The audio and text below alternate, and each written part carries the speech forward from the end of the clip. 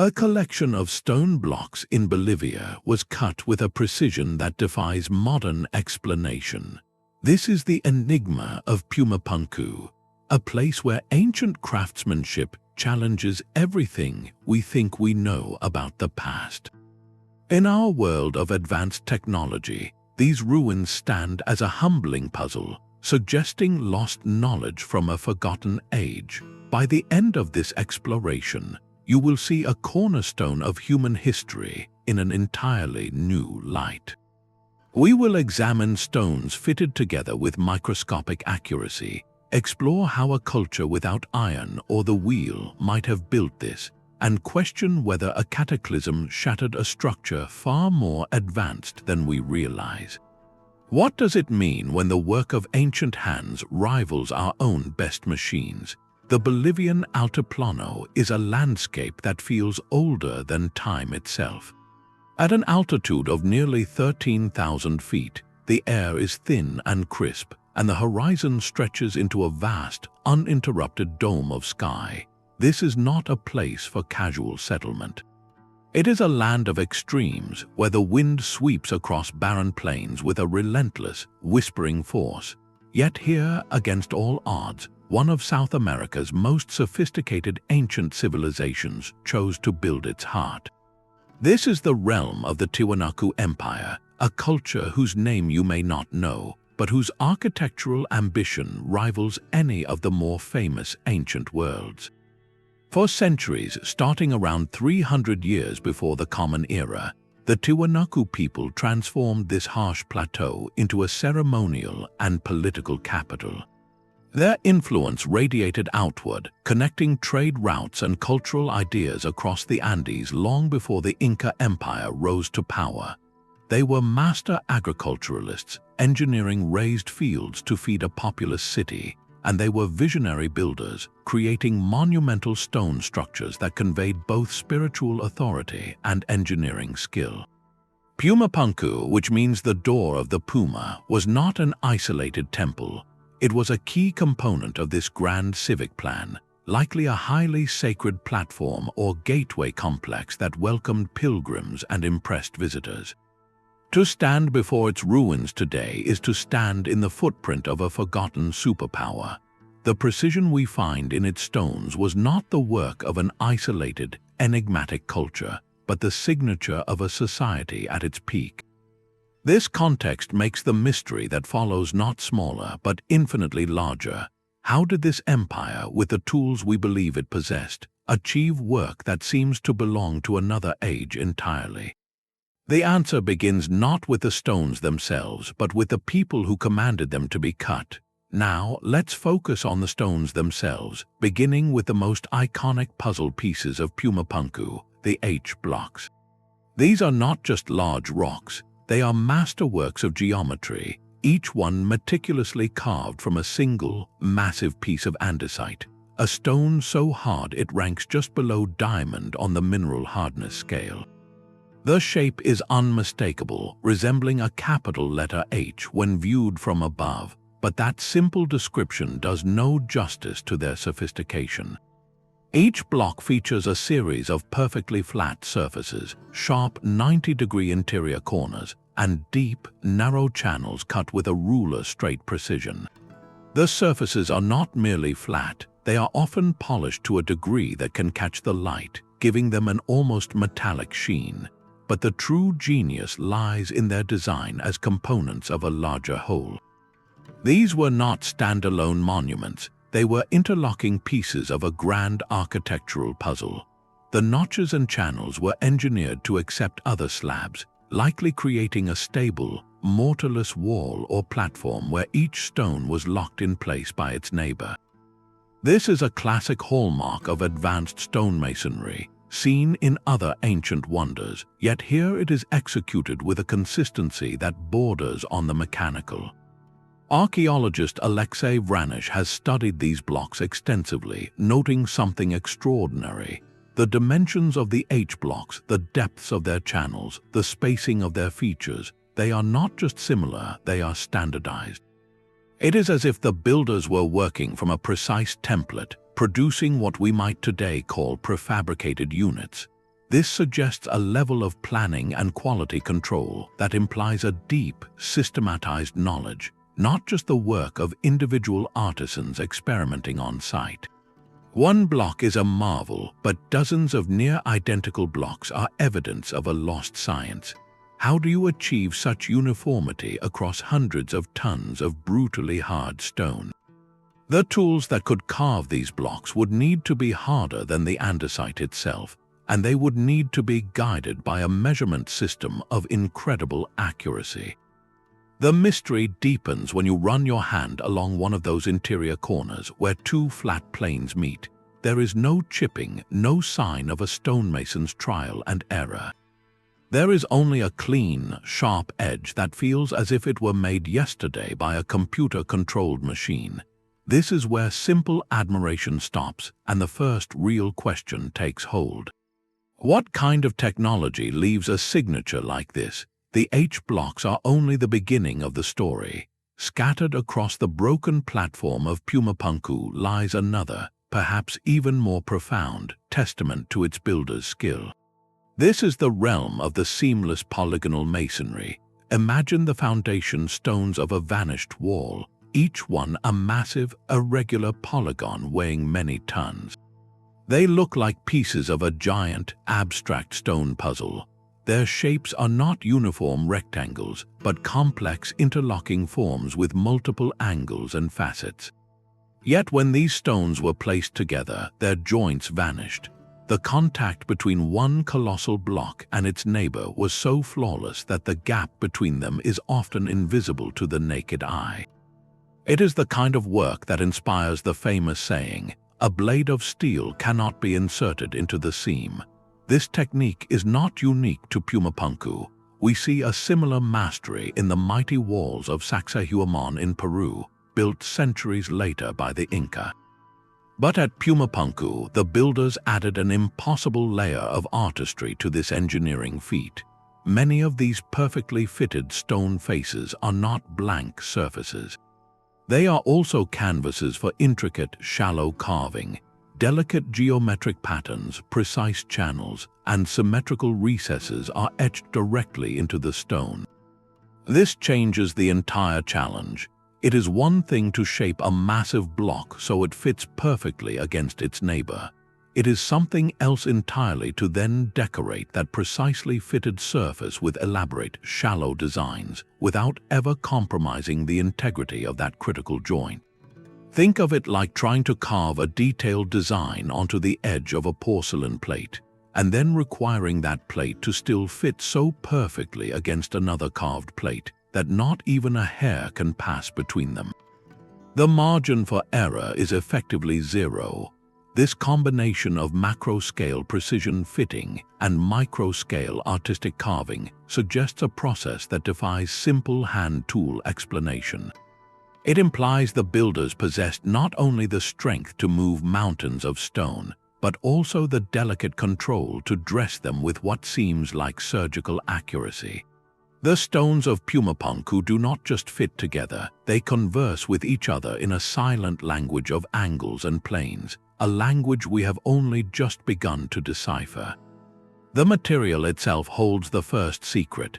Pumapunku is a symphony in two distinct stones, each chosen for a purpose, each presenting its own monumental challenge. The foundation and many of the largest slabs are a striking red sandstone, quarried from a site over 6 miles away. Just visualizing the transport is staggering. We are talking about blocks weighing up to 130 tons, moved across a rugged, high-altitude landscape without the wheel, without draft animals stronger than the llama. This was a triumph of pure human logistics, requiring ingenious use of ramps, ropes, and raw communal effort. It speaks to the immense social organization and willpower of the Tiwanaku people. Yet, as impressive as moving these sandstone giants was, it is the second material that truly defines the site's mystery. The intricate H-blocks, the polished facades, the most precise fittings, these are made from andesite. This is not a soft stone. Andesite is a volcanic rock, born in the intense heat and pressure beneath the Earth's crust, with a hardness and density comparable to granite. To put it in modern terms, trying to shape andesite with primitive copper or stone tools would be an exercise in utter futility. It would be like trying to carve a brick with a stick of chalk. The material would simply laugh at the attempt, wearing down the soft tool long before leaving a meaningful mark on its own surface. Yet at Pumapunku, this brutally hard stone was not merely shaped. It was cut into perfect geometric forms, its surfaces planed to a glassy smoothness, and its interiors hollowed into precise channels. The choice of andesite was deliberate. It lasts, it defies erosion, but that very durability forces a difficult question upon us. If the tools we traditionally attribute to these builders are incapable of working such a material, then what exactly were they using? The stone itself becomes a silent witness, testifying not to a limitation, but to a technology we have yet to fully comprehend. The established narrative offers a testament to human ingenuity and sheer perseverance. Mainstream archaeology, drawing from tool marks found at quarries and experimental reconstructions, paints a vivid picture of the Tiwanaku stonemasons' workshop. Their toolkit was one of relentless force and patient friction. For the initial rough work, they likely employed stone hammers, hefty cobbles of a harder rock like quartzite. The process was brutally simple and exhaustingly slow. A worker would strike the surface of a granite or andesite block repeatedly along a desired line, not to cut it cleanly, but to pulverize the crystalline structure. With thousands upon thousands of blows, they would create a shallow groove of powdered stone. Then they would strike again, deepening the fracture line until finally the stone split along the weakened plane. It is a method that requires no advanced metallurgy, only immense time and coordinated labor. For finer shaping and achieving those famously flat surfaces, the theory turns to abrasion. Sand, a material rich in quartz which is harder than many stones, becomes the cutting agent. By rubbing a slab of sandstone back and forth over the surface of a block with sand and water as a slurry, the quartz particles act like countless microscopic blades, slowly grinding the stone down. Day after day, month after month, this grinding paste would erase imperfections, millimeter by microscopic millimeter, to reveal a smooth plane. Polishing would follow, using finer and finer abrasives, perhaps even leather pads, to bring out that reflective sheen. For the intricate channels and recesses, researchers suggest the use of bronze chisels. While bronze is too soft to effectively cut hard andesite by itself, when used in combination with the hammering technique or abrasion, it could help define edges or carve the softer sandstone. The overarching theme of this conventional explanation is time. It frames Pumapunku not as a sudden technological marvel, but as a generational project where vast communal effort and accumulated skill across decades could overcome material limitations. Archaeologists like Jean-Pierre Protzen have demonstrated these methods can produce similar results, proving they are physically possible. This is the rational, human-centered story, a powerful reminder of what can be achieved with patience, organization, and determined effort. It asks us to consider not a lost technology, but a scale of dedication we may have forgotten. Yet, this compelling story of sweat and centuries begins to strain when held directly against the evidence on the ground. The conventional story of endless hammering and grinding is a powerful one, but it runs headlong into a wall of numbers. We can admire the patience of ancient artisans, yet when we measure the results of their presumed labor, the data tells a different, more perplexing tale. This is the precision problem, where the cold, hard facts of geometry and tolerance refuse to align with our historical assumptions. At its core, this is a question of metrology, the science of measurement. The builders of Pumapunku were not just skilled, they were metrological masters. Take the flat surfaces of the andesite blocks. When surveyed with modern laser equipment, these planes are not merely flat to the naked eye. They exhibit a degree of flatness that is consistent across entire surfaces, with deviations often measured in fractions of a millimeter over spans of a meter or more. This is not the kind of flatness you get from hand rubbing a stone with sand for a very long time, a process that naturally creates subtle, undulating low spots and high spots. This is the flatness of a surface that has been planed, as if by a machine ensuring uniform contact. Then there are the angles. The interior corners of the H-blocks where two flat planes meet are not approximately 90 degrees. They are, within a tiny margin of error, perfect right angles, consistently, across multiple blocks. Achieving this with simple tools is an almost unimaginable feat of manual control. It requires not just a good eye, but a reliable, repeatable system for establishing and verifying the angle during the entire cutting and polishing process. Perhaps most telling are the channels and recesses. These are not roughly gouged grooves. Their depths and widths are uniform. If you measured the depth of a channel at one end and again at the other, you would find the same measurement. This speaks of a guiding technique or a template that controlled the cutting tool's path with remarkable consistency. Modern stonemasons and experimental archaeologists, armed with replicas of the presumed ancient toolkit, have tried to recreate this level of work. The results are instructive. They can certainly shape hard stone. They can create blocks that are roughly the right form. But the process is exponentially more time-consuming than most estimates allow for, and the final product, while impressive, lacks that signature, machined-like precision. The surfaces show tool marks and subtle imperfections. The angles are close but not perfect, the channels very slightly in depth. The discrepancy is clear. What we can theoretically do with those tools does not match the immaculate evidence left behind at the site. This gap between reproducible experiment and archaeological reality is the quiet heart of the mystery. It suggests that either our understanding of Tiwanaku capability is profoundly incomplete, or our replication attempts are missing a key piece of the technological puzzle. The precision of a single stone is one thing, but the design of the entire complex reveals a deeper layer of intelligence. Look past the scattered ruins and a pattern begins to emerge from the chaos, a subtle geometric code etched into the very layout of Pumapunku. This is not about random placement or artistic whim. Researchers analyzing the site have noted the recurring use of specific, deliberate angles, the orientation of the platform, the alignments between key features, and even the proportions of the individual H-blocks seem to follow a consistent set of rules. There are compelling arguments that the builders employed principles like the golden ratio, a mathematical proportion found throughout nature and celebrated in classical architecture for its inherent aesthetic harmony. Finding this ratio here suggests the Tiwanaku were not just builders, but philosophers of form, understanding that certain relationships between dimensions create a sense of inherent balance and power. This mathematical thinking reaches its peak in the complex interlocking schemes. Each stone was not an island, it was a unique piece in a three-dimensional jigsaw puzzle.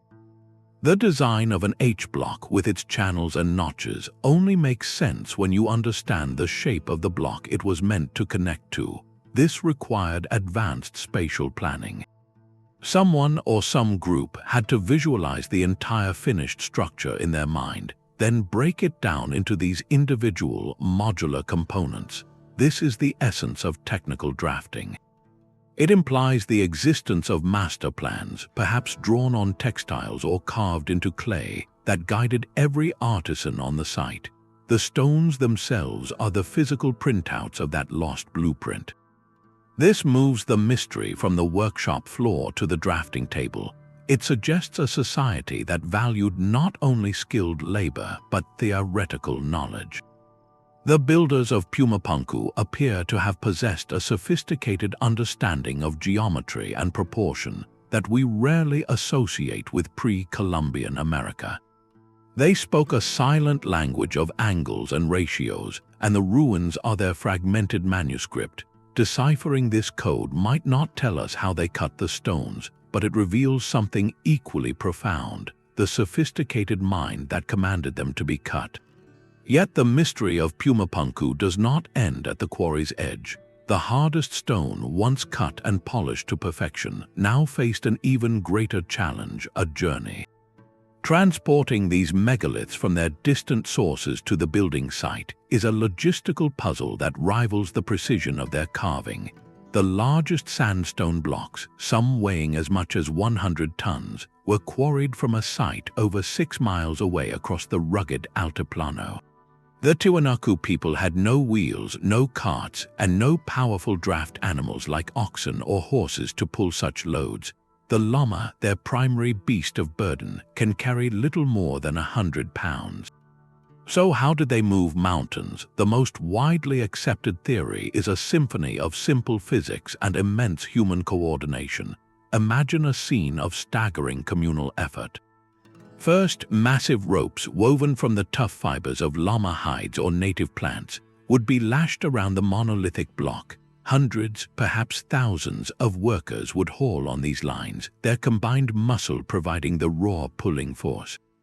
Beneath the stone, a path would be prepared with log rollers, freshly cut trunks laid perpendicular to the direction of travel. As the stone was pulled forward, workers at the rear would constantly retrieve the rollers that emerged and rush them to the front, creating a continuous, rolling road. On inclines, the challenge multiplied. Here, the builders likely constructed earthen ramps, packing soil and stone to create a steady grade up which the block could be painstakingly inched.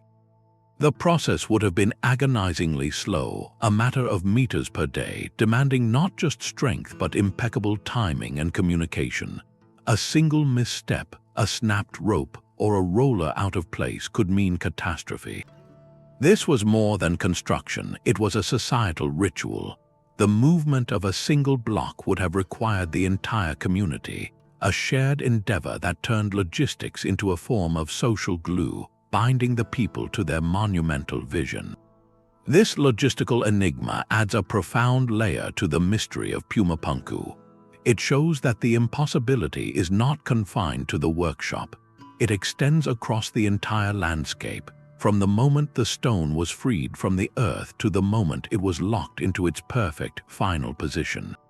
The precision of the cut and the enormity of the move are two sides of the same coin, each demanding a level of knowledge and organization that pushes the boundaries of what we believe was possible. But why would a society dedicate such staggering resources to this single, impossible task? To understand the stones, we must understand the world that demanded them. For the Tiwanaku people, Pumapunku was far more than an architectural showpiece. It was a physical manifestation of cosmic order. Most archaeologists see it as a ceremonial platform, a sacred stage where the human and divine realms intersected. Its very name, the Door of the Puma, suggests a gateway, a liminal space where priests and rulers could commune with powerful forces. In such a context, perfection was not a luxury, it was a religious and political necessity. The blindingly flat surfaces, the seamless joints, the echoing geometric harmonies, all of this served a profound purpose. It created an environment of overwhelming awe. Imagine a pilgrim having traveled for weeks across the harsh Altiplano, finally approaching this complex. They would first see its imposing scale against the immense sky. Then, as they drew closer, the impossible details would emerge, the stones fitting together without gap or mortar, the surfaces shining like still water. This sensory experience was carefully engineered. It communicated a clear, unspoken message. The rulers who commanded this construction were not merely powerful men, they were intermediaries of a higher power. They could make stone behave in ways that defied nature. This divine legitimacy was the bedrock of their authority. The investment of decades of labor, the consumption of vast communal resources, it all made sense within this framework. Constructing Pumapunku was the ultimate state project, a societal endeavor that bound the community together under a shared sacred goal. The drive for perfect stonework, then, might not have been born from a simple desire for beauty, but from a deep cultural imperative. When you are building a doorway for the gods, only perfection will suffice. This need could have been the very catalyst for innovation, pushing Tiwanaku engineers and artisans to refine their techniques to levels we struggle to explain. The mystery of how they built it is inextricably linked to the even deeper question of why they felt they had to. The ruins of Pumapunku today are not merely old, they are violently dismantled. Walking across the site, you are not navigating an orderly archaeological dig, but a field of colossal wreckage. Enormous stone blocks, some weighing many tons, lie strewn about in chaotic disarray, some tossed on their sides, others shattered into fragments. They look less like the careful ruins of time and more like the aftermath of a titanic, sudden force. This pervasive scene of devastation begs a haunting question: what happened here? Was Pumapunku abandoned and slowly taken apart by the elements and later cultures, or was it struck down in a single, catastrophic day? The theory of a sudden cataclysm is impossible to ignore when you stand amidst the rubble. One leading hypothesis points to the ground itself. The Andes are a seismically active mountain chain born from the collision of tectonic plates. A truly massive earthquake, one of unimaginable force, could theoretically have shaken the complex to its foundations. The precise interlocking joints that held the structure together might have become a vulnerability under such stress. As the ground liquefied and heaved, the stones, locked rigidly together, would have had no flexibility. They would have shattered their bonds and been thrown violently from their positions. Another possibility rises from the nearby waters. Lake Titicaca, the immense inland sea that lies just a short distance from the site, holds its own potential for disaster. Geological evidence suggests the lake's water levels have fluctuated dramatically over the centuries. Could a seismic event have triggered a tsunami within the lake, a towering wave that swept inland across the plain, scouring the platform and tumbling its stones like toys? Then there are more speculative ideas. Some researchers, examining local myths and geological layers, have proposed the possibility of an extraterrestrial impact, a comet or asteroid fragment exploding in the atmosphere with the force of a nuclear blast. The resulting shockwave alone could have flattened stone structures for miles. While this remains a fringe theory, it speaks to the sheer scale of destruction that observers feel compelled to explain. This question of a sudden end forces us to look at the ruins in a completely new way. The precision we marvel at in individual blocks takes on a different meaning if those blocks are merely the surviving pieces of a far greater whole. We are not looking at a finished product, but at a puzzle box that was smashed open. The impossible fittings and channels make perfect sense if they were part of a single, coherent, and likely breathtakingly tall or complex edifice. Our challenge, then, is twofold. We must not only figure out how they carved the stones, but we must also imagine the magnificent structure those stones were meant to create. The cataclysm, whether quake or wave, did not just destroy a building. It may have erased the blueprint from which we could finally understand the builder's ultimate vision. The scattered wreckage of Pumapunku invites more than just reconstruction. It demands an explanation for its own creation. When the gap between conventional tools and the finished product feels so vast, the human mind naturally seeks other possibilities. This has led some researchers and thinkers into the realm of alternative history, where the answer may lie not in what we know the Tiwanaku had, but in what we might have forgotten they knew. One persistent idea whispers of a forgotten alchemy, a method for manipulating stone itself. Could the builders have used a plant-based chemical agent, a natural solvent derived from local flora, to temporarily soften the brutal andesite? Proponents of this theory often point to Andean folklore, where tales speak of a mysterious liquid that could make stone pliable, like clay, allowing it to be molded and shaped before it hardened once more into its final, immovable form. While no direct archaeological evidence, such as residue or Chinese letter, has been found to confirm this, the idea persists as a tantalizing what if. It offers a narrative solution, transforming an impossible carving task into a manageable sculpting one. Another speculative leap points toward the power of sound. Is it conceivable that the Tiwanaku mastered a form of acoustic technology? The theory suggests they might have used precisely tuned vibrations or resonant frequencies to stress the crystalline structure of the rock, causing it to fracture along clean, predetermined lines. This would not be magic, but a sophisticated application of physics, using sound waves as an invisible, precise cutting tool. Imagine a team of workers, not with hammers, but with large, tuned stone or metal plates, striking them to create a standing wave that travels through a block, guiding a perfect split. These ideas, while highly speculative and lacking the sturdy foundation of excavated proof, are an important part of the cultural conversation surrounding Pumapunku. They represent a profound human impulse, the desire to bridge a glaring gap between the monumental evidence before our eyes and the incomplete story in our history books. They remind us that our understanding of the past is not a fixed manuscript, but a living dialogue, and sometimes the most enduring mysteries are those that challenge us to question the very limits of ancient ingenuity. The age of a monument can be the most powerful clue to its origin. Mainstream archaeology places Pumapunku firmly within the timeline of the Tiwanaku Empire, dating its construction to a period between 500 and 1,000 years after the Common Era began. This timeline is built upon carbon dating of organic materials found in the soil layers associated with the site, as well as stylistic comparisons with other Tiwanaku structures. It is a logical, evidence-based framework, yet a persistent and controversial challenge to this chronology whispers from the stones themselves, suggesting we may have the story backwards. What if the Tiwanaku did not build Pumapunku from the ground up, but instead found it? This is the precursor civilization hypothesis, a theory that attempts to solve the precision problem by moving the goalposts of history thousands of years into a forgotten past. The idea is simple yet revolutionary.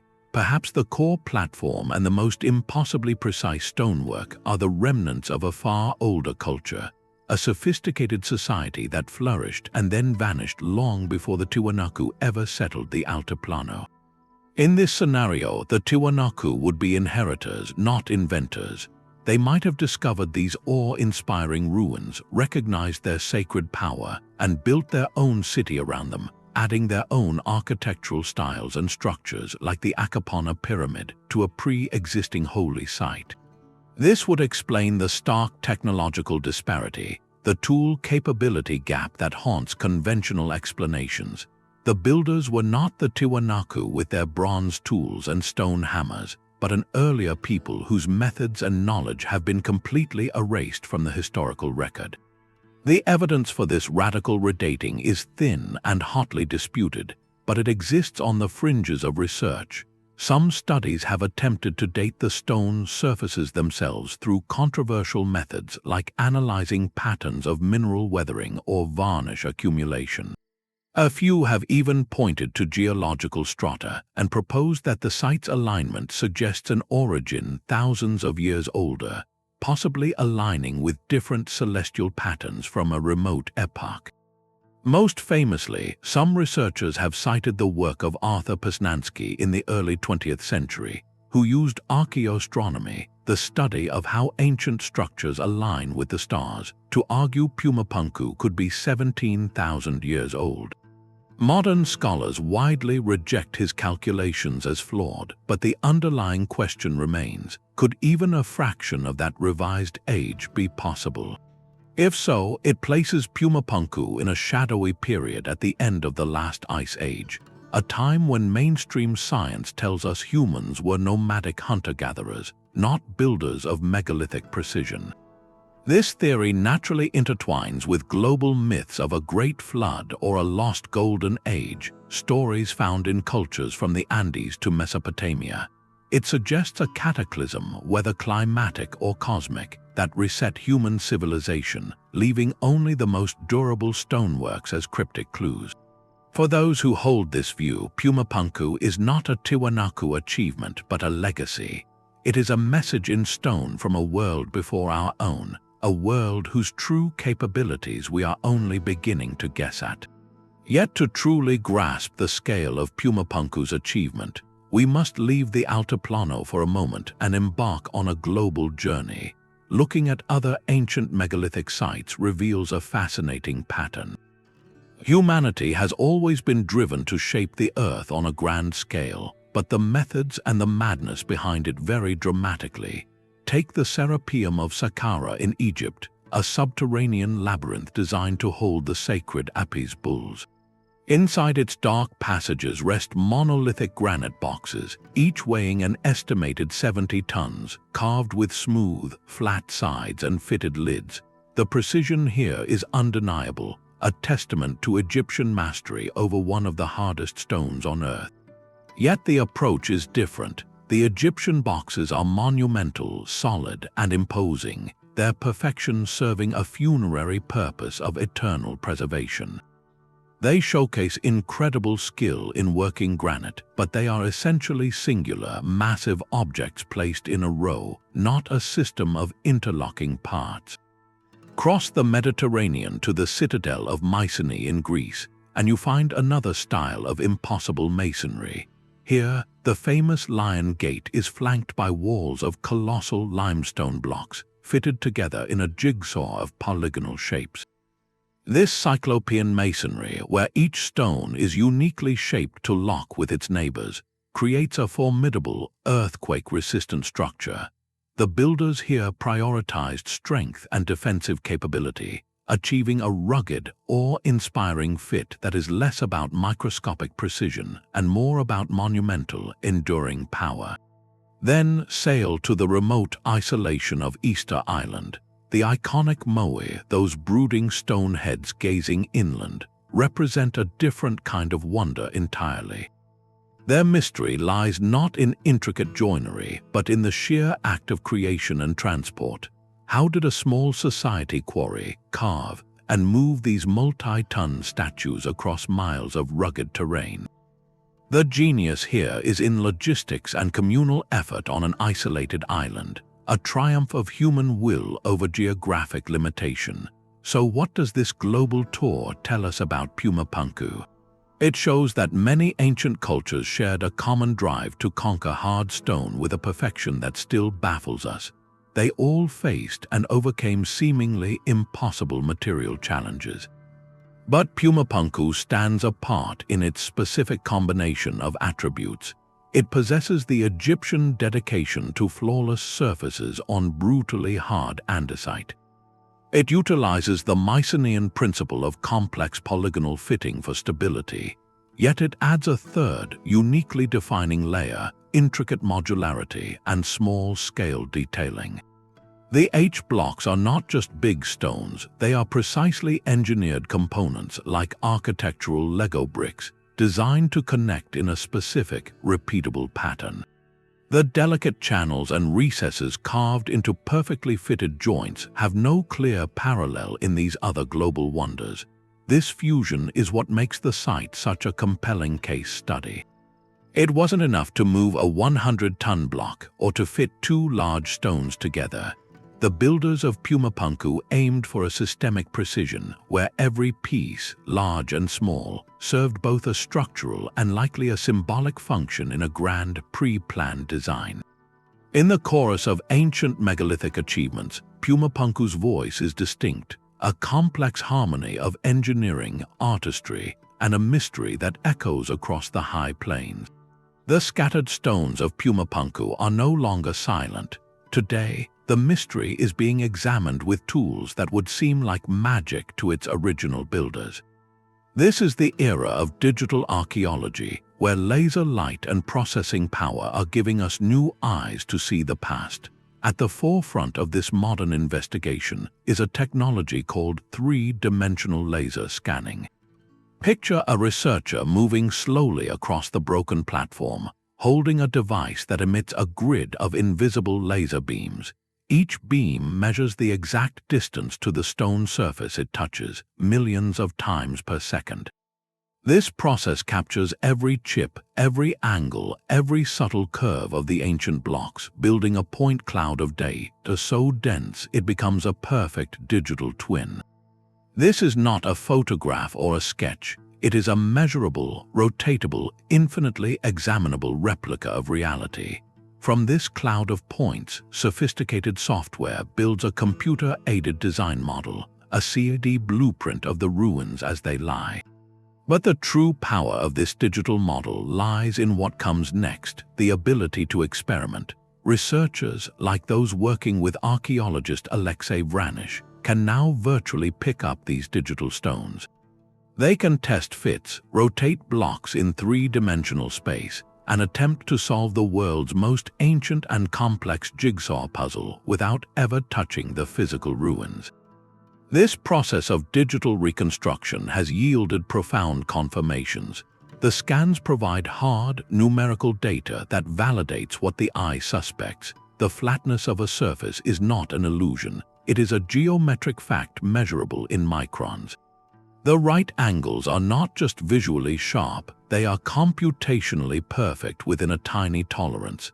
The technology removes human estimation, replacing it with mathematical certainty. Perhaps even more revealing, this digital analysis has helped identify the building's underlying logic. By comparing the dimensions of dozens of H blocks and other components, researchers can now clearly see the repeating modules, the standardized units that hint at a prefabricated construction system. The CAD models allow them to test how these modules interconnected, revealing potential patterns for walls, gateways, or platforms that have been lost to time. This technological lens does not yet hand us a single, neat answer. Instead, it provides something equally valuable, a precise map of the mystery itself.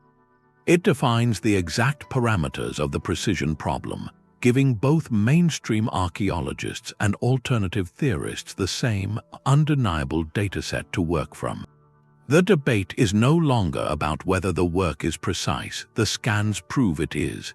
The debate is now focused with greater clarity than ever before on the one remaining haunting question: how was such a thing humanly possible? Pumapunku does more than just puzzle archaeologists. It reaches into a deeper, more universal part of the human psyche, a place where wonder and unease meet. When we stand before something that so clearly defies our established story, it triggers a profound cognitive dissonance. Our modern world is built on a linear narrative of progress, a steady climb from simple stone tools to complex machinery. We are the pinnacle. Then we encounter stones cut with a precision that rivals our own computer-guided machines, yet attributed to a people without iron or the wheel. This creates a narrative vacuum, a gap in the story that the human mind is wired to fill. We cannot abide the empty space, so we populate it. For some, the gap is filled with admiration for forgotten human ingenuity, pushing the boundaries of what we believe was possible with patience and skill. For others, the chasm seems too wide to cross with known history, so they reach for explanations outside of it. This is where the allure of the so-called ancient astronaut theory finds fertile ground. It is not merely a fringe idea, it is a symptom of a deeper need. When faced with the seemingly impossible craftsmanship of Pumapunku, proposing an external, advanced intervention becomes a way to resolve the tension. It offers a neat, dramatic solution to a messy, incomplete historical puzzle. The stones become artifacts not of a lost human technology, but of a lost visitation. This thinking transforms the site from an archaeological wonder into a cosmic clue, a piece of evidence in a grander, more mysterious story about humanity's place in the universe. Its very ambiguity makes it a perfect canvas, with no surviving written records from its builders, no explicit blueprint left behind. Pumapunku acts like a historical Rorschach test. What you see in its precise lines and shattered chaos often reveals more about your own beliefs about the past than about the past itself. Are we a species of limitless, forgotten potential? Or are we the recipients of knowledge from beyond our world? The stones do not answer, they only ask the question in a silent, enduring language of geometry. This captivating power has propelled Pumapunku far beyond academic journals and into the heart of popular culture. It features prominently in television documentaries, books, and online forums dedicated to historical mysteries. It serves as a flagship example for alternative historical narratives, a place where mainstream archaeology and speculative history engage in a quiet, persistent debate. This cultural footprint is significant. It means the site is no longer just a relic of the Tiwanaku, it is a modern symbol. It represents the enduring human desire to look at our ancestors and see not primitive steps on a ladder, but potential peers or even students of teachers we can no longer remember. Ultimately, Pumapunku's greatest gift may be the humility it demands. It forces us to confront the uncomfortable truth that our understanding of history is provisional, a story we assemble from fragments. It challenges the arrogance of the present, reminding us that technological sophistication is not a straight line, but a complex tapestry that can have missing threads. The site asks us to hold two conflicting ideas in our minds at once, to celebrate the incredible, documented achievements of ancient cultures while honestly admitting that some of their work leaves us genuinely, wonderfully baffled. In doing so, it opens a door not to alien worlds, but to a more nuanced and awe-inspiring view of our own human journey. But this journey into the unknown must always return to the solid ground of evidence. For every question about lost technologies or forgotten civilizations, there stands a powerful, human-centered answer. It is the argument of the skeptic, not born from a lack of wonder, but from a deep respect for the sheer scale of what our ancestors could achieve with nothing but their hands, their minds, and time. This perspective asks us to reconsider our modern biases. We live in an age of instant results, where precision is the product of digital commands and machine calibration. It is profoundly difficult for us to comprehend a project measured not in months, but in centuries. What seems impossible to us in a lifetime becomes achievable across 10 generations. The archaeologists and stonemasons who champion this view point to a simple, overwhelming truth: the Tiwanaku culture was built around this work. For them, shaping these stones was not a side project. It was a central pillar of their identity, their religion, and their political power. The entire society could be marshaled toward this singular sacred goal. Imagine a workforce not of dozens, but of thousands, working in coordinated shifts across decades. With that level of dedicated, generational effort, the mountains of patient labor required to grind a surface flat or pound a channel into andesite become a conceivable, if staggering, undertaking. The skeptics remind us that experimental archaeology has proven the methods are physically possible. Using stone hammers, abrasive sand, and copper tools, researchers have successfully shaped hard stone, creating flat surfaces and sharp angles. The process is achingly slow, and the early results are crude, but they improve with practice. This is the key: accumulated knowledge. A master stonemaker would not start by carving an H-block. He would begin as an apprentice, learning over a lifetime how to read the grain of the stone, how to strike it just so, how to mix the perfect abrasive slurry. That hard-won knowledge would be passed to his children, who would refine it further. Over generations, this accumulated, tacit skill becomes a form of technology in itself, a living library of technique that we, in our machine-dependent world, have largely forgotten. The perfection of Pumapunku, then, may not be a sign of advanced machinery, but of advanced culture, a society so focused and so patient that they could achieve through relentless human effort what we might only accomplish with a computer. This view does not diminish the accomplishment, it elevates it in a different way. It transforms the builders from potential recipients of alien knowledge into peerless masters of their own material world. Their monument becomes a testament not to what they were given, but to what they themselves, through will and wisdom, were able to create. This missing manual may be the most crucial piece of the puzzle. We often search for a physical tool, a tangible piece of technology that could have cut these stones. But what if the true secret was not in the hand, but in the mind? The most sophisticated tool the Tiwanaku may have possessed was knowledge itself, a vast and intricate library of technique passed not in books, but from master to apprentice across centuries. Think of it as a living craft, a guild secret honed to an almost unimaginable degree. The process of selecting the perfect stone from the quarry, reading its internal grain, knowing exactly where and how to strike it with a stone hammer to initiate a clean fracture, this is not random pounding. It is a deep, intuitive understanding of material science, gained through generations of trial, error, and observation. The perfect flat surface might not have been achieved by a machine, but by a master who knew precisely how to mix an abrasive slurry of sand and water, the exact grit and consistency needed, and the specific rocking motion to apply over thousands of hours to grind a plane into existence without creating a single low spot. The intricate channels could have been carved not with a laser, but with a simple copper chisel used in a precise, repetitive pecking technique, guided by a wooden or stone template and a lifetime of muscle memory. This knowledge would have been precious, protected, and taught only within certain families or guilds. It was the intellectual property of an entire civilization. Then, around 1,000 years after the Common Era began, the Tiwanaku world fell apart. A prolonged, devastating drought is the leading suspect, crippling the agricultural systems that fed the city. Social order likely collapsed as resources vanished, the population scattered. In that dispersal, the unbroken chain of teaching was shattered. The master stonemasons may have had no one left to teach, or their survival depended on skills far removed from monumental architecture.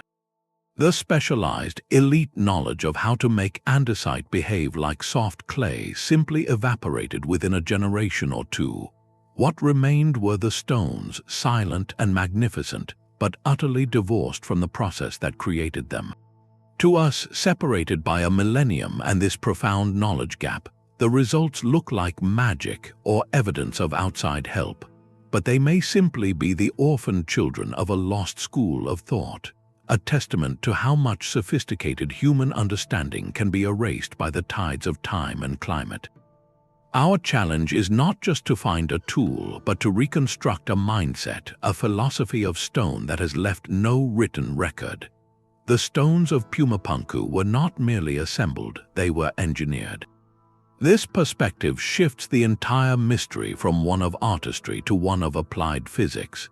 When we look at the H-blocks and the polygonal foundations through the lens of structural engineering, their impossible precision begins to make a terrifyingly practical kind of sense. The Bolivian Altiplano is not a stable place. It sits upon the restless boundary of tectonic plates, a landscape routinely shaken by powerful earthquakes. For any structure built here, survival was not a given, it was a constant battle against the moving earth. The builders of Pumapunku were not just artists or priests, they were, by necessity, brilliant seismic engineers. Their intricate interlocking system was a masterclass in ancient anti-earthquake design. Think of a modern skyscraper in a seismic zone. Engineers do not build it as a single, rigid monolith, because rigid structures crack and shatter when the ground shakes.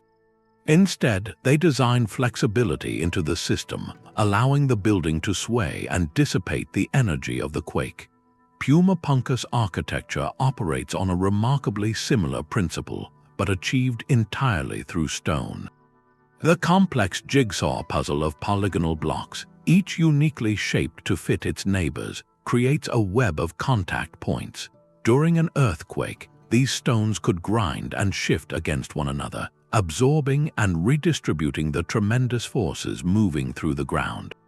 They would move as a unified, flexible mass, rather than as individual bricks in a wall that would simply topple.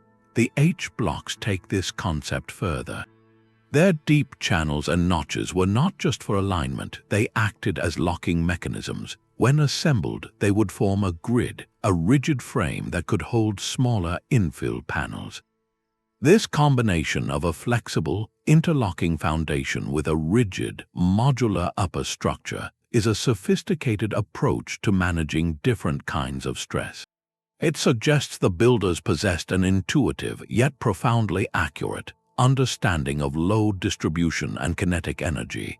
They knew that a perfectly tight fit was not about creating a seamless visual appearance. It was about creating maximum surface contact between stones. The greater the contact area, the more evenly the weight and seismic force is spread across the entire structure.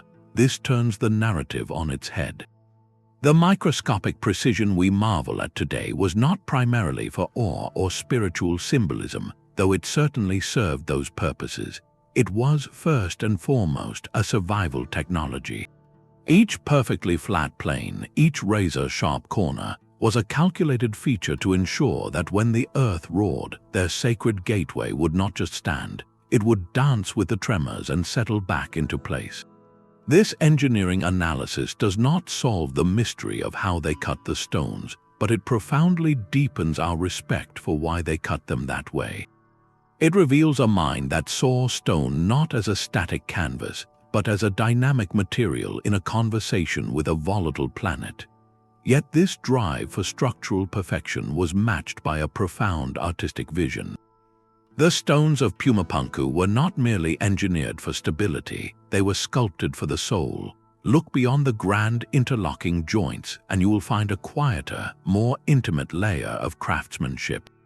Delicate geometric channels, no wider than a finger, are incised into the polished andesite with a jeweler's precision. Symmetrical recesses and rhythmic patterns adorn surfaces that were already flawlessly flat. These are not structural necessities. They serve no clear engineering purpose for earthquake resistance or load bearing. Instead, they speak to a different kind of imperative, the human need to create beauty, to transform raw material into a testament of cultural and spiritual ideals. This aesthetic dimension is a vital clue. It tells us the builders were not just solving a technical problem, they were fulfilling a sacred commission.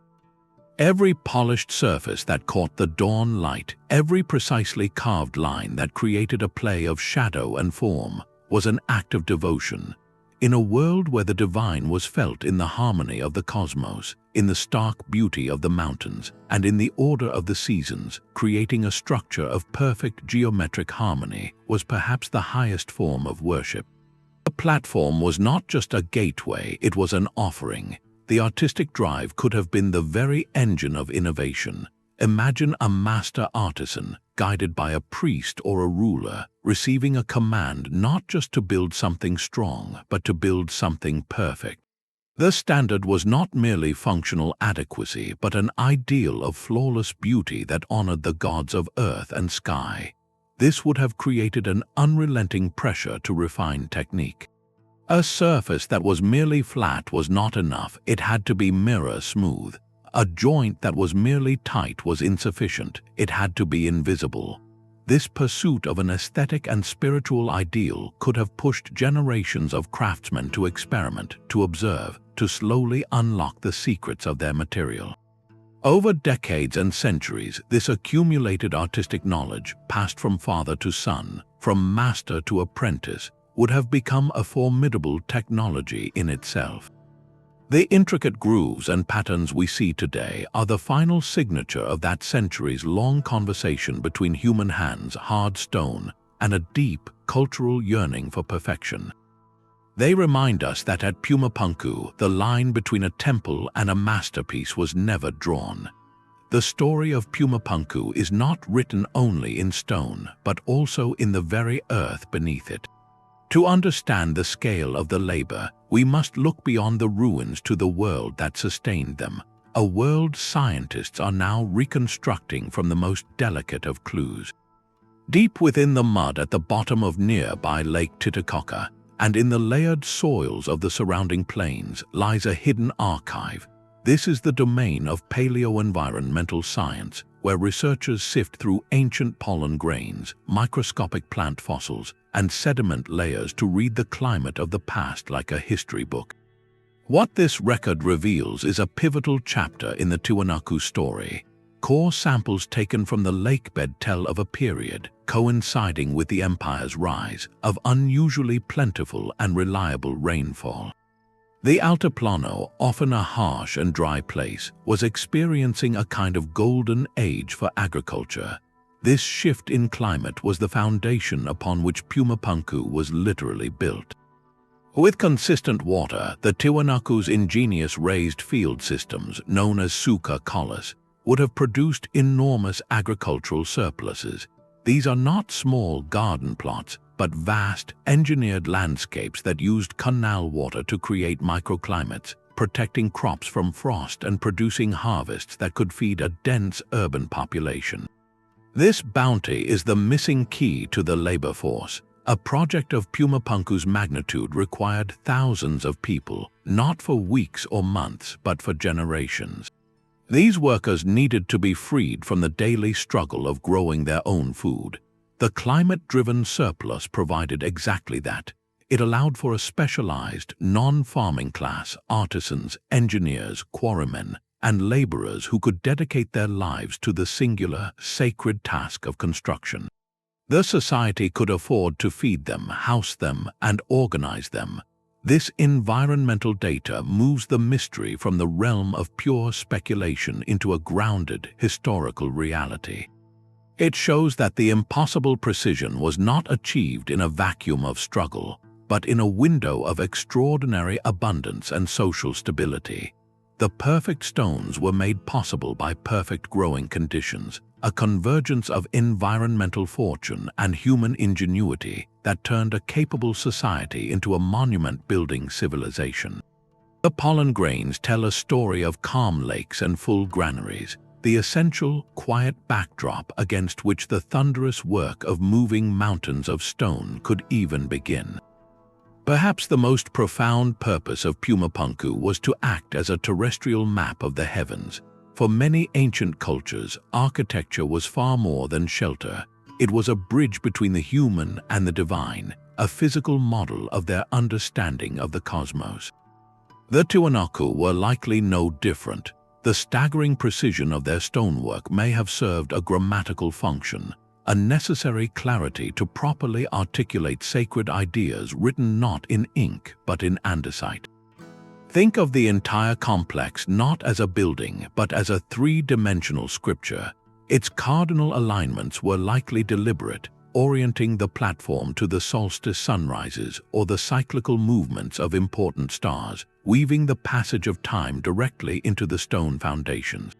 The repeating geometric patterns, those precise channels and symmetrical recesses, might have represented celestial pathways or constellations significant to their mythology.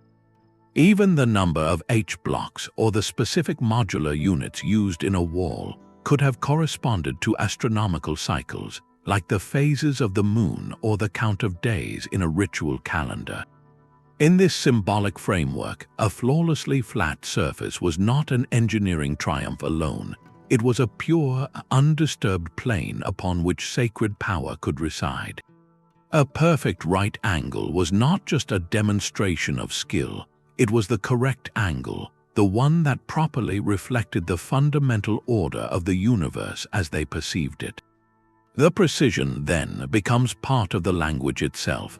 A sloppy joint or an uneven plane would be like a misspelled word or a garbled sentence in a holy text, corrupting the message and potentially offending the forces it was meant to honor. This perspective transforms our view of the labor. The generations of effort were not merely about constructing a platform, they were about composing a permanent, inviolable prayer. Every artisan, from the quarryman to the master polisher, was a scribe, meticulously inscribing a collective belief into the very bones of the earth. The architecture becomes a frozen dialogue between a people and their cosmos, a dialogue where accuracy was the highest form of reverence.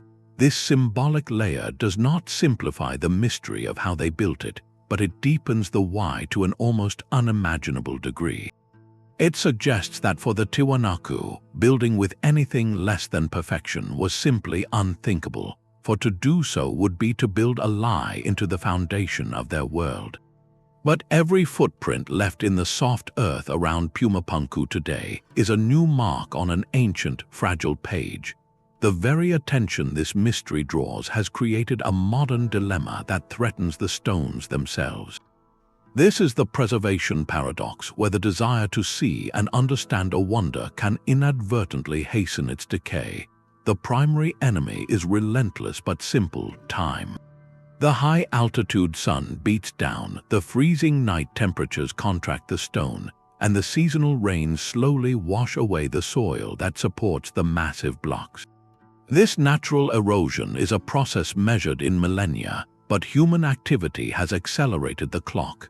Unregulated tourism in past decades meant thousands of visitors walking directly on the fragile platform, their steps gradually wearing down surfaces and destabilizing the ground.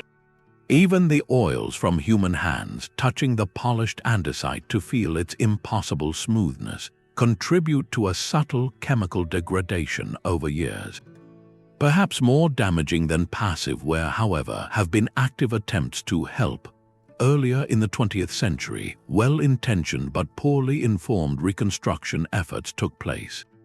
Workers lacking the original builder's knowledge used modern cement to try to reset fallen stones. This mortar, incompatible with the ancient stone, traps moisture and causes new cracks, while the incorrect placement of blocks risks creating a false narrative of the site's original form. These interventions, though often done with pride, can erase subtle archaeological clues forever. How do we protect the very evidence we are trying to decipher? The answer lies in a difficult balance between access and preservation. Modern management strategies now focus on mitigation. Walkways and viewing platforms keep visitors at a respectful distance, preventing direct contact.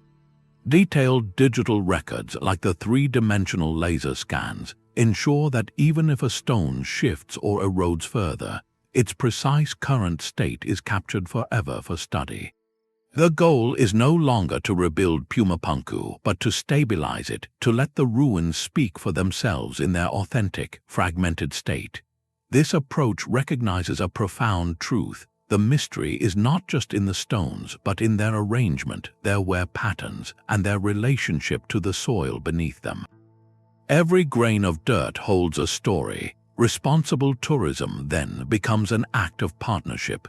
It means understanding that we are not just visiting a site, we are stepping into an ongoing investigation, and our role is to be careful observers, not to alter the scene. The future of this ancient puzzle depends not only on brilliant theories but on the physical survival of the clues. Preservation is the silent, critical chapter in this story, ensuring that the questions asked by the stones today can still be heard by the generations who will try to answer them tomorrow. The debate over Pumapunku is not a simple choice between two competing stories. It is a careful balancing act, weighing the solid ground of documented human achievement against the deep, alluring waters of the unexplained. On one side of the scale rests the conventional archaeological view, a perspective built not on speculation, but on reproducible evidence. Its strongest argument is the sheer, demonstrable power of communal effort and time.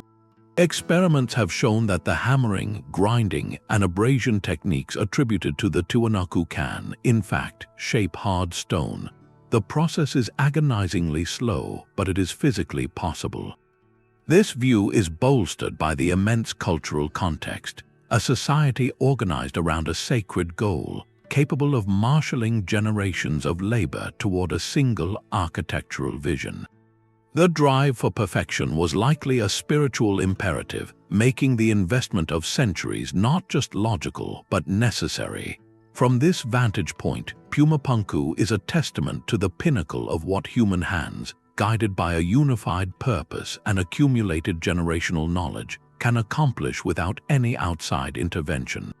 It is a story that celebrates our ancestors' ingenuity, patience, and profound connection to their world.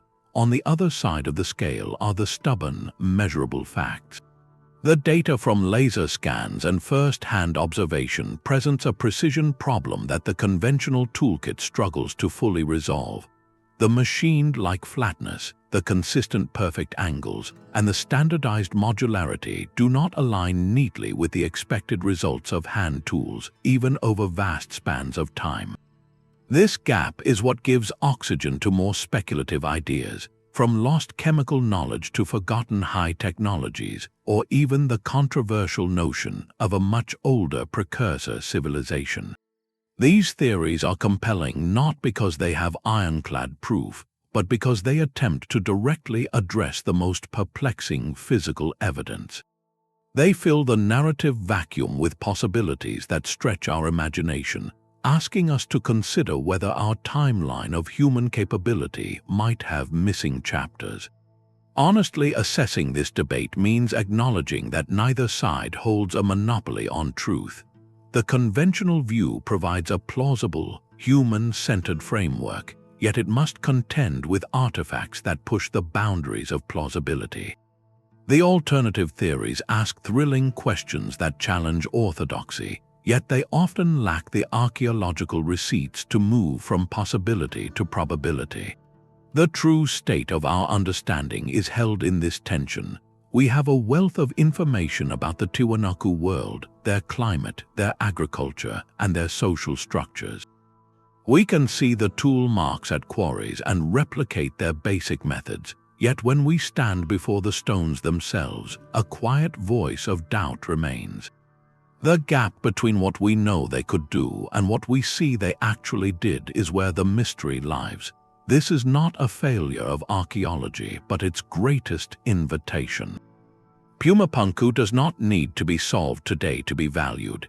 Its power lies in its ability to hold both the known and the unknown in a single, silent equilibrium, reminding us that some of history's most profound lessons are taught not through answers, but through enduring, beautiful questions. Perhaps the ultimate lesson of Pumapunku is not about a specific tool, but about time itself. This silent field of stones teaches us that human history is not a smooth, upward slope from primitive to advanced. It is a landscape of mountains and valleys, dotted with peaks of achievement that can be lost to the ages. A culture can climb to a stunning height of technical and artistic mastery, create something that defies the understanding of those who come 1,000 years later, and then that knowledge can vanish as if it were written in sand instead of stone. Our own technological era, for all its wonders, can foster a subtle arrogance, a belief that we represent the pinnacle of human capability. We look back and see simple steps leading to our complex present. Pumapunku stands as a profound counterpoint to that narrative. It whispers that there are other pinnacles, other ways of knowing and building that do not lead directly to us.